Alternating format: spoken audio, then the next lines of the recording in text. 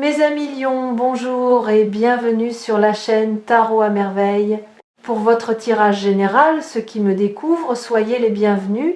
J'espère que vous allez bien. Allez, c'est parti. Décoller. C'est un mot d'aviation. Le moment précis où les roues quittent le sol et où la machine cesse d'être au sol pour devenir une chose du ciel.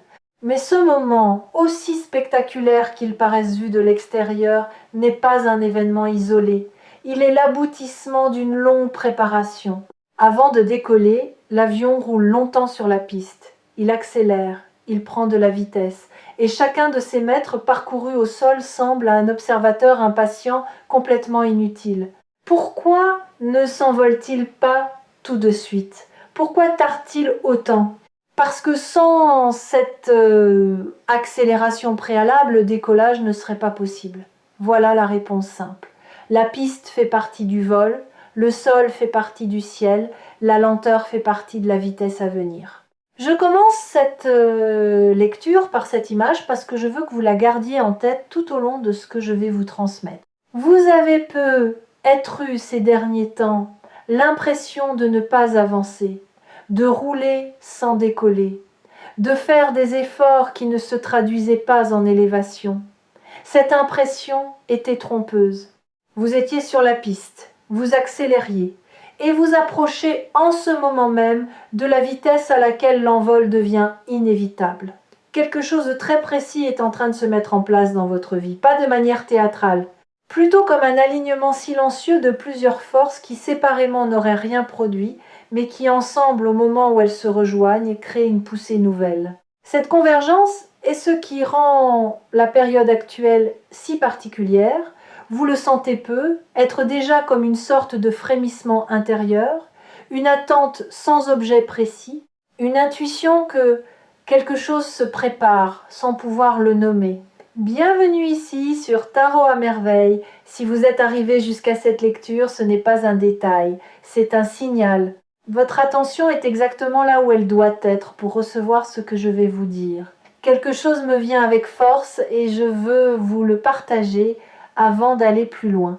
Vous portez en vous une intuition depuis longtemps que vous êtes fait pour quelque chose de plus large que ce que vous vivez actuellement. Cette intuition, vous l'avez parfois étouffée parce qu'elle vous semblait prétentieuse. Vous l'avez parfois minimisée parce qu'elle vous paraissait irréaliste. Mais elle est restée. Elle a survécu à tous vos efforts pour la faire taire. Elle est revenue, encore et encore, dans des moments calmes, dans des moments de fatigue, dans des moments où vous étiez seul avec vous-même. Cette intuition n'était pas une illusion, c'était pas non plus de l'orgueil mal placé, c'était la voix de quelque chose en vous qui sait, qui a toujours su, qui attend simplement le moment où le contexte extérieur permettrait à cette connaissance intérieure de s'incarner, et le contexte extérieur en ce moment est en train de s'aligner. Ce n'est pas vous qui changez, c'est plutôt qu'enfin vous allez pouvoir être pleinement ce que vous étiez déjà. La différence est subtile, mais elle est essentielle. Le décollage n'est pas une transformation, c'est une révélation. Laissez-moi décomposer pour vous ce que je perçois, parce que ce qui s'apprête à se passer mérite d'être compris dans ses différentes dimensions, pas seulement dans son emballage spectaculaire. D'abord, une question que je veux poser. Qu'est-ce qui empêche habituellement une vie de décoller? Pas l'absence de talent, pas l'absence de désir, pas l'absence d'opportunité. Le plus souvent, ce qui empêche une vie de décoller, c'est une fidélité invisible à des modèles anciens, des manières d'être qui ont été utiles à un moment donné et qui sont devenues, sans qu'on s'en rende compte, des poids morts qu'on continue de transporter par habitude, comme un avion qui chercherait à décoller en gardant ses cales sous les roues. Tant que les cales restent en place, peu importe la puissance des moteurs, l'envol est impossible. Ce qui se passe en ce moment dans votre vie, c'est que ces cales sont en train de tomber, pas toutes en même temps, une par une. Vous l'avez être senti à travers de petits événements récents qui semblaient perturbants sur le moment, mais qui, en réalité, vous délestaient de quelque chose.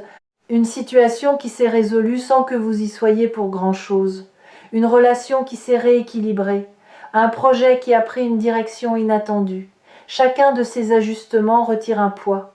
Chacun de ces ajustements vous rapproche du moment où plus rien ne vous retient. Maintenant, je veux explorer avec vous quelque chose qui n'est pas évident à entendre. Le décollage va modifier votre rapport à la peur. Pas dans le sens où vous n'aurez plus peur. Au contraire, vous allez ressentir une forme de peur que vous n'aviez pas anticipée. Pas la peur de l'échec, la peur de la réussite. C'est une peur étrange, mal connue, rarement nommée, mais incroyablement répandue. Elle se manifeste juste avant un changement majeur. Elle vous murmure que peut-être c'est plus sûr de rester au sol, que le vol implique une exposition que vous n'avez pas testée, que là-haut vous serez visible et que cette visibilité vous met en danger d'une manière nouvelle. Cette peur n'est pas votre ennemi, elle est juste un signal qui indique que vous touchez à quelque chose de réel. Si vous ne sentiez aucune appréhension, c'est que rien d'important ne serait sur le point de se produire. Acceptez cette peur, reconnaissez-la et avancez tout de même. Parce que la vie qui se prépare pour vous est plus large que la vie que vous quittez. Et toute expansion s'accompagne d'un moment de vertige. Ce vertige est temporaire. La nouvelle amplitude, elle, est durable. Il y a aussi quelque chose à dire sur la visibilité. Vous avez être passé une grande partie de votre vie à préférer la discrétion. Pas par manque d'ambition, mais par une certaine pudeur. Une préférence pour la profondeur sur l'éclat. Une méfiance instinctive à l'égard de ceux qui se montrent trop. Cette discrétion a eu sa beauté. Elle vous a permis de cultiver des choses précieuses loin du regard des autres. Mais elle a aussi parfois servi de paravent à une peur plus subtile, celle d'être pleinement vue. Cette peur va se présenter à vous d'une manière nouvelle pendant cette période, parce que un décollage rend visible. Vous ne pouvez pas voler en restant invisible.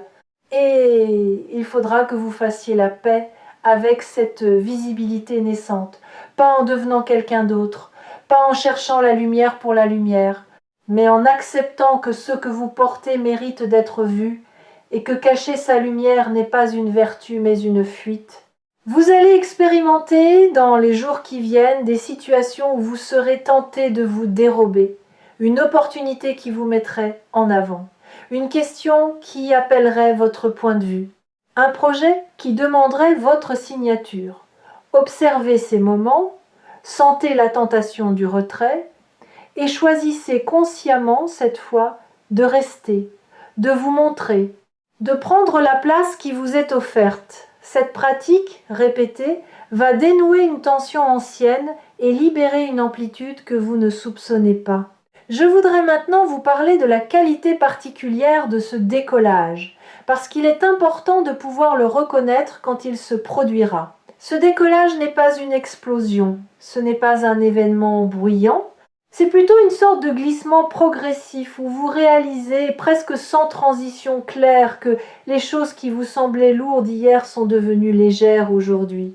Vous vous lèverez un matin et vous remarquerez que cette préoccupation qui vous suivait depuis des mois ne vous suit plus. Vous traverserez une situation qui aurait dû vous coûter beaucoup d'énergie et vous constaterez que vous l'avez traversée presque sans effort. Ces petits écarts par rapport à votre ancien fonctionnement sont les premiers signes du décollage en cours. Cela ne ressemblera pas à ce que vous avez être imaginé.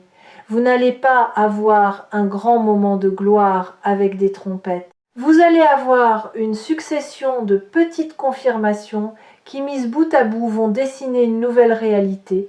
Et un jour peut être à mi-chemin d'un trajet ordinaire où, pendant que vous ferez quelque chose de simple, vous vous direz « Tiens, ma vie ne ressemble plus à ce qu'elle était ». Et ce constat, simple et puissant, sera la mesure du chemin parcouru. J'aimerais aborder un aspect que beaucoup ne mesurent pas avant qu'il ne se manifeste. Le décollage modifie la façon dont les autres vous perçoivent.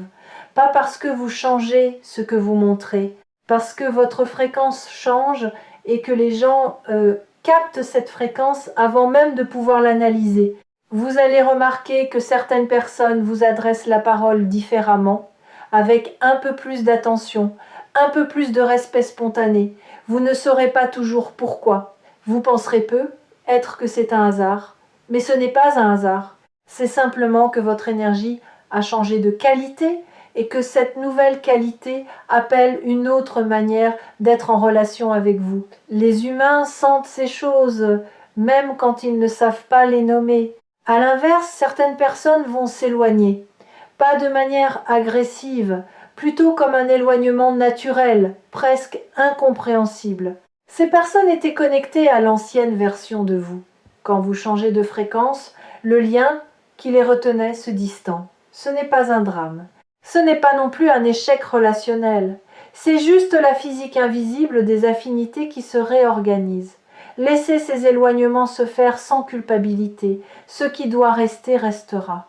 Ce qui doit partir partira pour libérer de la place, pour de nouvelles connexions plus alignées avec qui vous devenez. Je voudrais maintenant aborder une dimension intérieure de ce décollage. C'est la transformation de votre rapport au temps. Avant le décollage, le temps semble lent, lourd. On a l'impression d'attendre que quelque chose se passe, que quelque chose change, que quelque chose vienne.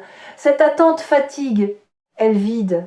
Elle finit par teinter d'amertume même les bons moments, parce qu'on ne les vit pas pleinement, on les évalue à la lumière de ce qui n'arrive pas encore. Pendant le décollage, ce rapport au temps se transforme.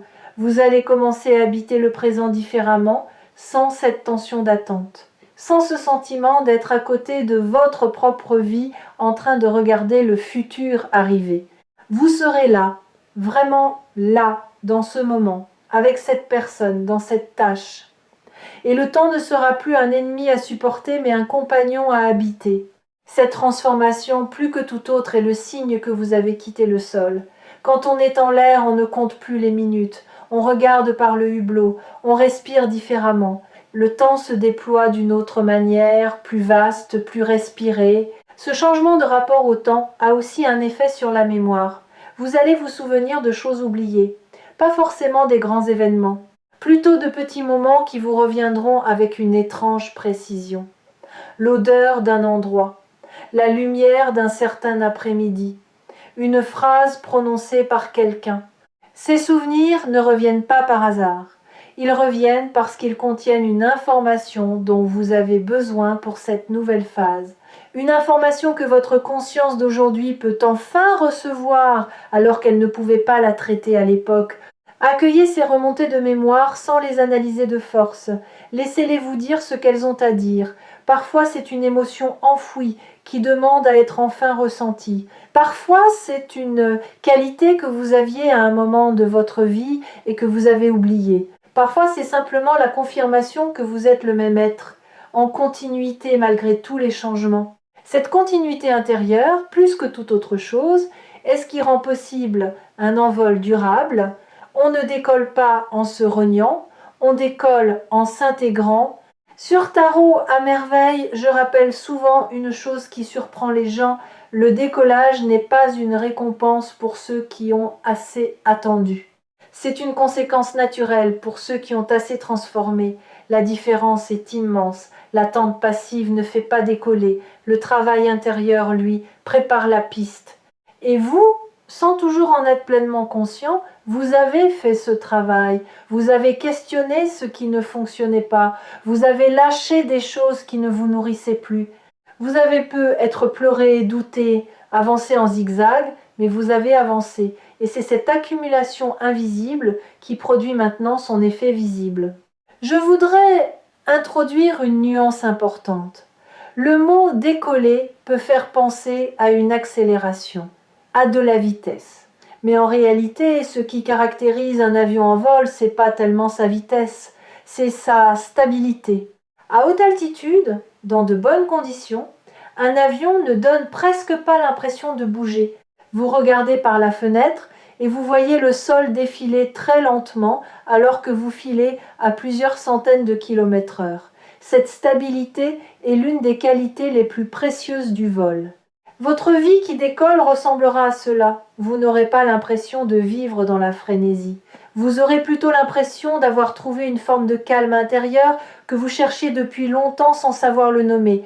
Les choses se feront mais sans agitation.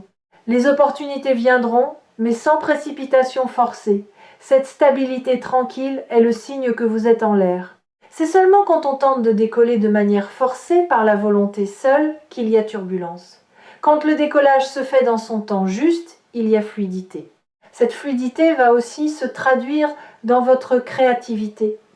Vous allez avoir des idées qui viennent plus facilement qu'avant, des solutions qui apparaissent presque toutes seules à des problèmes que vous tourniez et retourniez sans aboutir, des inspirations qui vous traversent sans que vous ayez à les chercher. C'est un effet bien connu de l'alignement intérieur. La créativité cesse d'être un effort et redevient ce qu'elle est essentiellement, une expression naturelle de l'âme qui se sent libre. Notez ces idées quand elles arrivent, pas pour les juger immédiatement, pas pour décider tout de suite si elles sont bonnes ou mauvaises, juste pour les saisir. Les inspirations sont parfois timides. Si on ne les accueille pas dès le premier passage, elles se retirent et ne reviennent pas toujours. Ayez un carnet ou un coin de votre téléphone où vous pouvez attraper ces idées au vol. Vous y reviendrez plus tard, et certaines, qui paraissaient anodines au moment où elles sont passées, se révéleront porter quelque chose d'important. Permettez-moi maintenant de vous parler d'une dimension plus pratique. Que faire pendant cette période ? Pas grand-chose, en réalité. Et c'est ce qui peut surprendre. Beaucoup de personnes, sentant que quelque chose se prépare, se mettent à multiplier les actions pour accélérer le mouvement. C'est une erreur fréquente. À ce stade du processus, votre travail principal n'est pas d'agir davantage, il est de ne plus interférer, de faire confiance au mouvement qui s'est lancé sans vous, de laisser la piste se dérouler sans tirer sur le manche prématurément. Cela ne veut pas dire être passif, cela veut dire être présent sans être interventionniste. Continuez à faire vos choses ordinaires, allez à votre travail, prenez soin de vos relations, honorez vos engagements. Mais n'essayez pas de pousser la rivière. Le moment du décollage est précis et ne se laisse pas hâter. Il sait quand il doit arriver. Votre seul rôle est de ne pas le compromettre par excès de zèle. Une autre invitation, observez sans juger. Pendant cette période, beaucoup de choses vont vous traverser émotionnellement, des moments de joie sans cause apparente, des moments de tristesse résiduelle qui semblent venir de loin, des bouffées d'enthousiasme, des pauses contemplatives. Tout cela fait partie de la libération en cours. Si vous essayez de figer une de ces émotions ou d'en chasser une autre, vous freinez le processus. Laissez-les passer. Saluez-les comme on salue les nuages qui défilent dans un ciel d'été. Aucune ne mérite qu'on s'y accroche, aucune ne doit être combattue. Elles sont des passagères et leur passage est précisément ce qui vous allège. Je veux maintenant vous parler d'une chose dont peu de lectures spirituelles parlent franchement. C'est l'humilité particulière qui accompagne un vrai décollage. Quand votre vie décolle, vous pourriez croire que cela vous donne le droit d'être plus sûr, plus affirmé, plus catégorique. C'est l'inverse qui se produit chez les personnes qui décollent vraiment. Elles deviennent plus humbles, pas humbles au sens d'effacer, humbles au sens de profondément conscientes que ce qui leur arrive n'est pas seulement le fruit de leur volonté. Elles voient la part de grâce, elles voient les soutiens invisibles, elles voient les hasards qui n'en étaient pas, et cette conscience les rend plus douces, plus disponibles, plus reconnaissantes. Cette qualité va naître en vous pendant cette période. Vous remarquerez que votre besoin de prouver diminue, que votre besoin d'avoir raison s'estompe, que vous prenez moins personnellement les avis des autres. Cette diminution n'est pas une faiblesse, c'est l'inverse. C'est le signe que vous reposez sur une base intérieure plus solide, qui n'a plus besoin de la validation extérieure pour se sentir légitime. Et cette solidité-là, ironiquement, attire bien plus d'approbation que toutes les tentatives bruyantes pour l'obtenir. J'aimerais maintenant vous parler des 3 zones de votre vie où vous allez le plus sentir ce décollage, pas pour vous limiter à ces zones, mais pour aiguiser votre attention. La première zone, c'est votre rapport à votre propre potentiel. Pendant longtemps, vous avez peu être eu une idée légèrement floue de ce dont vous étiez capable. Vous saviez que vous aviez des qualités, mais vous n'arriviez pas à les voir avec netteté. Cette zone va se clarifier rapidement. Vous allez voir presque comme si quelqu'un avait essuyé une vitre qui vous êtes vraiment et ce que vous portez. Cette clarté ne sera pas accompagnée d'orgueil. Elle aura plutôt la qualité d'une simple constatation, comme on remarquerait en rangeant ses affaires qu'on possède quelque chose qu'on avait oublié. Et cette redécouverte de soi-même va débloquer une énergie considérable. La deuxième zone, c'est votre relation aux autres. Pas seulement aux autres dans votre cercle proche, mais à l'humanité en général. Quelque chose en vous se réajuste. Vous commencez à voir les gens différemment, avec moins de filtres protecteurs, avec plus de discernement aussi. Vous reconnaissez plus rapidement les personnes alignées avec vous et les personnes qui ne le sont pas, sans jugement excessif, juste avec une lucidité claire. Cette lucidité va guider vos prochains choix relationnels et vous épargner beaucoup de détours. La troisième zone est plus subtile. C'est votre rapport à votre propre histoire. Vous allez commencer à relire votre passé avec un regard neuf. Des événements qui vous semblaient être des échecs vont vous apparaître comme des préparations. Des périodes que vous regardiez avec amertume vont retrouver leur sens. Cette relecture intérieure est une libération profonde, parce qu'elle vous rend votre passé. Et un passé rendu, intégré, accepté, c'est une fondation sur laquelle on peut construire l'avenir. Tant qu'on rejette une partie de son histoire, on bâtit sur un sol fragile. Quand on l'accepte entièrement, le sol devient roc. Je voudrais aussi vous dire quelque chose à propos des doutes, parce qu'ils vont revenir, pas une fois, mais plusieurs fois. Et ce ne sera pas un signe d'échec. Au contraire, plus le décollage approche, plus l'esprit a tendance à proposer des objections. C'est presque mécanique. L'ancien équilibre cherche à se préserver en générant des arguments contre le changement. Vous allez entendre ces arguments. Ils peuvent paraître sensés, ils peuvent paraître prudents, mais leur fonction réelle est de vous garder dans le connu. Quand ces doutes surgissent, ne les combattez pas frontalement. Notez-les, reconnaissez leur présence, mais ne leur donnez pas le pouvoir de décision. Le pouvoir de décision appartient à une partie plus profonde de vous, qui voit plus loin que les raisonnements défensifs. Cette partie plus profonde, vous la sentez quand vous êtes calme, quand vous respirez, quand vous écoutez votre intuition silencieuse plutôt que votre mental bavard. Faites confiance à cette voix-là, c'est elle qui pilote l'avion. J'aimerais ajouter une chose sur cette voix intérieure. Elle ne crie jamais, elle ne cherche jamais à vous convaincre. Si quelque chose en vous insiste avec véhémence, ce n'est pas elle. C'est probablement une autre voix, plus émotionnelle, plus réactive, qui se fait passer pour elle. La voix profonde, elle, vous parle dans des phrases courtes, simples, presque banales. C'est par là. Va, pas maintenant. Oui, elle ne s'explique pas, elle constate. Et elle a toujours raison, même quand sur le moment, ce qu'elle dit semble illogique. Apprendre à reconnaître cette voix, à la distinguer du bruit mental ambiant, est l'un des grands apprentissages de la vie spirituelle, et c'est une compétence qui se développe progressivement. Plus vous lui faites confiance, plus elle parle clairement, plus vous l'ignorez, plus elle se retire. Pendant cette période d'envol, elle va se manifester avec une netteté nouvelle. Saisissez cette occasion, établissez avec elle un dialogue plus régulier. Demandez-lui votre chemin quand vous êtes incertain, et osez la suivre, même quand sa réponse vous surprend.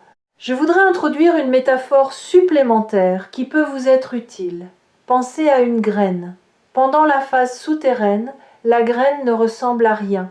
Elle est sombre, immobile, enterrée. Si vous la sortiez de terre pour vérifier qu'elle pousse bien, vous interromperiez son processus. La graine a besoin de l'obscurité pour se transformer. Elle a besoin de cette phase de non-visibilité pour préparer la sortie spectaculaire qui suivra. Vous avez peu être traversé une période enterrée ces derniers temps. Une période où vous aviez l'impression de ne rien produire de visible. Ne vous trompez pas sur cette phase. Elle n'était pas stérile. Elle était la phase souterraine de quelque chose qui se prépare à sortir. Et maintenant, la pousse approche de la surface. Bientôt, elle va percer. Et ce qui paraissait être une absence va se révéler avoir été la genèse même de ce qui arrive. Une chose que je voudrais souligner avec insistance, le décollage que vous vivez n'est pas ponctuel. Ce n'est pas un événement unique après lequel tout serait acquis. C'est plutôt l'entrée dans une nouvelle phase qui va se déployer dans la durée. Vous allez d'abord franchir le seuil, puis vous allez vous installer dans ce nouvel espace, puis vous allez y construire. Chaque étape a son rythme propre. Ne vous attendez pas à ce que tout se passe en une fois. C'est un processus, pas un coup d'éclat. Et c'est précisément ce qui en fait sa solidité. J'aimerais aborder un dernier point avant de conclure. C'est l'importance de ne pas vouloir comprendre tout de suite. Pendant cette période, certaines choses qui se passeront ne vous seront pas immédiatement compréhensibles. Vous prendrez une décision sans pouvoir totalement la justifier. Vous vous sentirez attiré par quelque chose sans savoir pourquoi. Vous repousserez quelque chose d'autre sans avoir d'argument rationnel. Tout cela est normal. C'est même le signe que vous êtes en contact avec une intelligence plus large que votre seule raison. Acceptez de naviguer dans une certaine mystère, pas par paresse, pas par fuite, par confiance, par la reconnaissance du fait que toutes les bonnes choses ne se laissent pas immédiatement expliquer.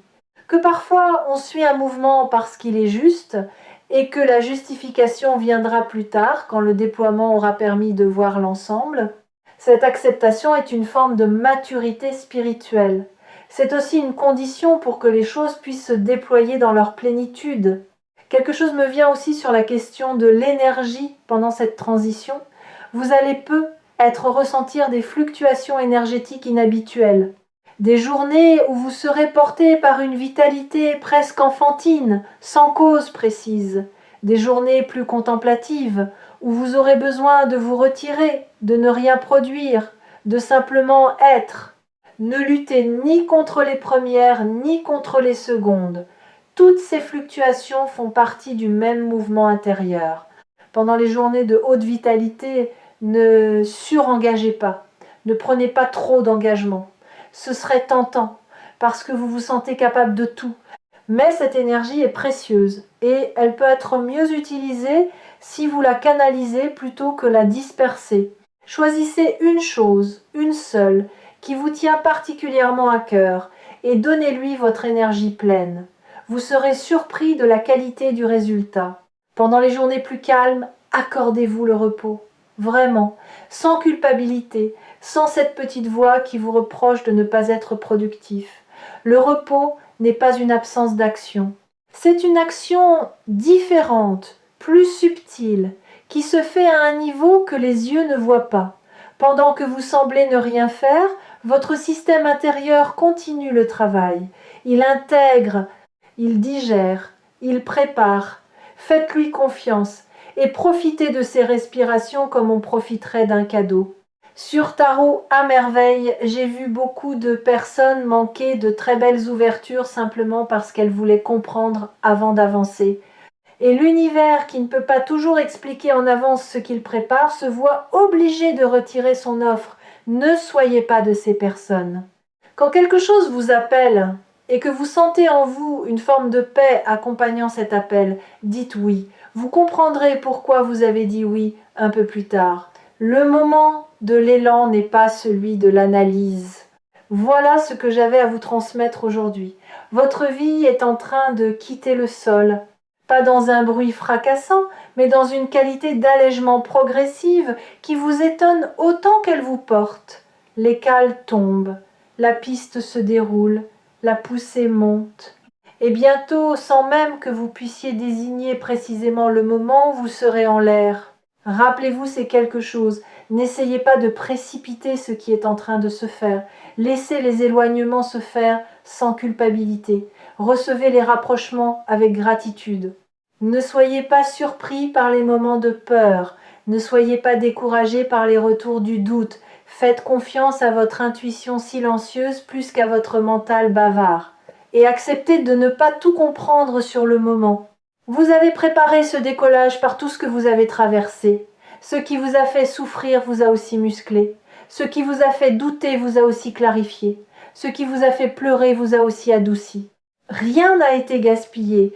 Tout a été préparation. Et maintenant, le résultat de cette préparation va commencer à se voir dans votre vie extérieure comme dans votre paysage intérieur.